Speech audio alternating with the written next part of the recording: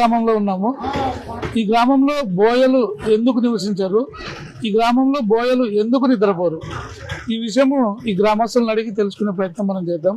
అన్న, మీ ఊర్లో బోయలు ఎందుకు నివసించారు ఇక్కడ? మాకు ఇక్కడ పూర్వం కాలం నుంచి పెద్దల కాలం నుంచి ప్రతి ఒక్కరు మన బోయల వాళ్ళు ఇంతకుముందు ఊర్లోకి ఇచ్చే వచ్చినాడంట.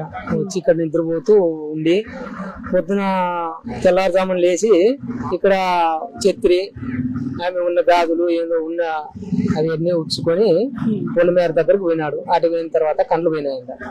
అప్పటి నుంచి తిరిగి మళ్ళీ వేరే వాళ్ళు పోతూ ఉంటే ఇట్లమ్మ అంటే తోడుకొచ్చి మళ్ళీ అవి ఎట్లుండేట్లు అట్లా వేసినారంట. అప్పటి నుంచి ఆమె చెప్పిందంట, ఈ ఊర్లో మీ వంశం ఉన్నీకి లేదు అని. అప్పటి నుంచి బోయలు అతను కలేదు. గుడి ఆజ్ఞ వలన ఇంతకు ముందు ఈ మా ఊరు ప్రెసిడెంట్ మల్లికార్జున రెడ్డి గారు చూరు రోడ్డు వేసిన తర్వాత వేసేటప్పుడు ఇట్లా బోయలు వచ్చినారు. ఆయనకి తెలియదు, వాళ్ళు మాకేం తెలియదు అన్నారు. అనిన తర్వాత 15 రోజులు అయిన తర్వాత వాళ్ళకి ఎక్కువ వాంతులు బీదలైనవి. ఎందుకు ఇట్లయినా వచ్చి రెడ్డి దగ్గరికి వస్తే మీరు ఏమిటోళ్ళు అమ్మా అని అడిగితే మేము బాయోళ్ళు అన్నారు.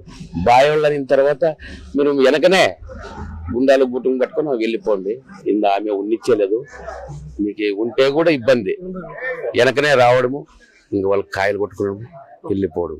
ఉంటే కూడా నెల రోజుల లోపల వాళ్ళు ఉండలేరు. ఇక్కడ వస్తే కూడా ఏదో వేరే నుంచి ఇక్కడ తిమ్మాపురము చిలకలలోన వీళ్ళు కూడా కాగలిగెళ్తున్నారు, కాయలు కొడుతున్నారు. వస్తే కూడా వస్తారు, ఏదో ఒక రోజు కాడికైతే ఉండరు. 4-5 రోజులు వారం ఉండేరంటే వాళ్ళకి ఏదో ఒకటి వాళ్ళు ఉండలేరు. ఇంకా అది అసమవుది. వస్తే ఏమన్నా ఒకటి చేసి వాంతులు బీదులు ఇంకా అట్ట వాంతులు బీదులు అయి తీరిపోతారు కొంతమంది. ఎదబడి రారు ఆ ఊరికి.